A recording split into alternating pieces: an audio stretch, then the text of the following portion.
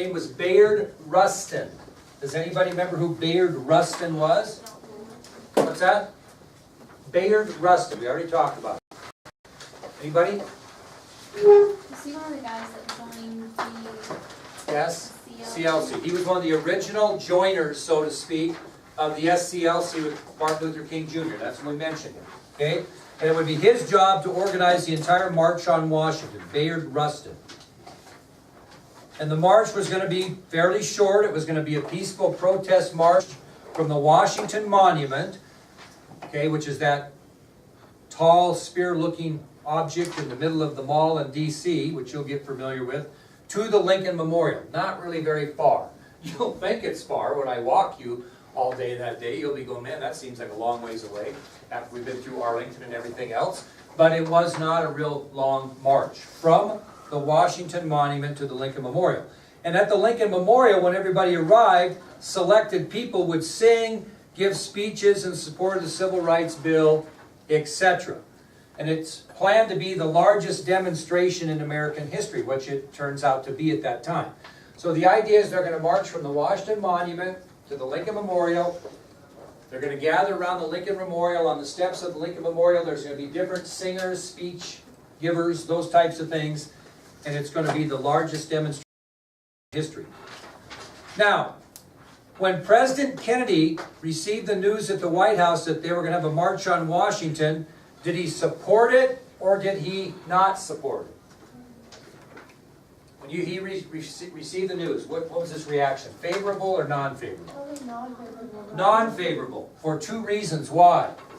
Because rioting maybe, That's violence against us. Well, that's a good guess, but a lot of kids say that, but that wasn't necessarily his concern. He wanted Congress to support it. He's worried that their rioting would get him. Well, you're close. He feared that Congress would see this demonstration, whether it was violent or non-violent, as a negative, which would hurt what? That's the second thing. And as a result of the negativity that he predicted, President Kennedy feared that Congress would vote against his legislation. So he really was not in favor of the march. He saw it as a potential danger to his bill, that members of Congress would see it as negative, especially, he didn't know how it was going to go, did he really? Okay, and second thing is he thought that negativity that would come out would force Congress to vote against his civil rights legislation. So he was very, very nervous about it. He tried to discourage it. Fortunately for him, it does not turn out that way. Well, on August 28, 1963, more than 250,000 citizens, black and white, marched from the Washington Monument and gathered in front of the Lincoln Memorial. On August 28, 1963, more than 250,000. August what? August 28, 1963, more than 250,000 citizens, both black and white, marched from the Washington Monument and gathered in front of the Lincoln Memorial. One young black man came 1,000 miles from Chicago all the way on roller skates. One young black man came to the March on Washington 1,000 miles all the way from Chicago on roller skates. Where did millions of Americans watch this event if they were not there? On television. It was broadcast live on all the channels. There was 250,000 people there. Millions of Americans also watched the events on television. Now, because of the crowds, they actually shut down Washington, D.C. for the entire day, and over 1,000 law enforcement officers were placed on duty in that area because of Kennedy's fears in a lot of ways that things might go south. So they shut down the entire city for a day, and over 1,000 law enforcement officers were placed on duty around that area to try to keep things under control, because they did anticipate that things weren't going to be that great. How many? 1,000 police officers. Basically shut the city down. That would take an act to shut the city down, but they did. Now, a person that was very visible at the march was a guy by the name of Phillip Randolph, who was an elderly civil rights leader. So one of the most visible people at the Lincoln Memorial was Phillip Randolph. who was an elderly civil rights leader. He was 75 years old at the time of the march. A. Phillip Randolph, 75-year-old civil rights leader. Now the reason he was so visible there is because he actually had tried to organize a very similar march in 1941, but it never worked, never came off. So Randolph was very interested in this one because in 1941 he tried to organize one very similar and it just didn't work out, didn't happen. And he was very proud because this march was modeled after his earlier idea.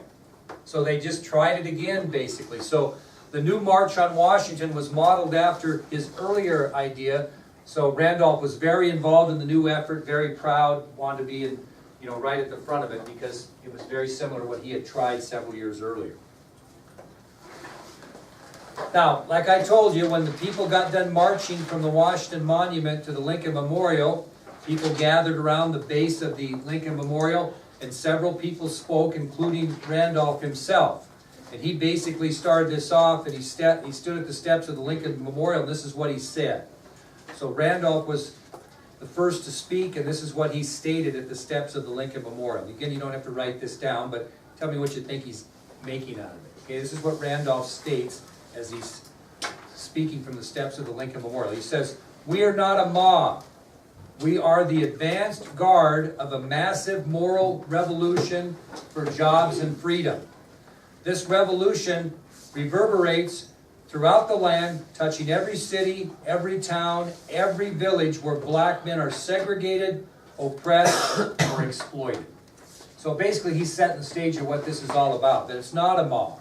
It's not going to be a violent situation, but it is going to be a moral revolution to try to set things straight where all black men were segregated, oppressed, or exploited. Now, he gave a very good opening. Went over well. Well, another member of the civil rights movement scheduled to speak was John Lewis. Has anybody heard of John Lewis before? Here's John Lewis right here. As a young man, John Lewis went on to become a very famous representative in Congress, and he's a huge supporter, whether you like it or not right now, of Hillary Clinton. Okay, he's a Democrat and a huge supporter. You can see him online supporting her, helping ask for money, etc. Well, he was just a civil rights advocate at that time. That's what he was.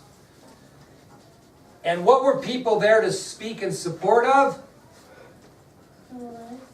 Or specifically? The bill. Kennedy's bill. Well, Lewis decided he wasn't going to speak in support. He could not speak in support of Kennedy's bill. He was a young radical civil rights advocate. His intention was to state in his speech that he could not support Kennedy's bill. And he believed the president's efforts concerning civil rights were too little, too late, and didn't believe that he could support this new legislation. He was a bit radical, because Kennedy really hasn't had much of an opportunity to get after it. And he's trying like crazy. And Lewis is a little critical. He's going to stand up there and blast the president's efforts because he said they were, quote, too little, too late. Now, who'd be concerned about that type of speech? Kennedy would, and so would a guy named A. Phillip Randolph, right? Because this isn't what they're trying to get done here on this speech.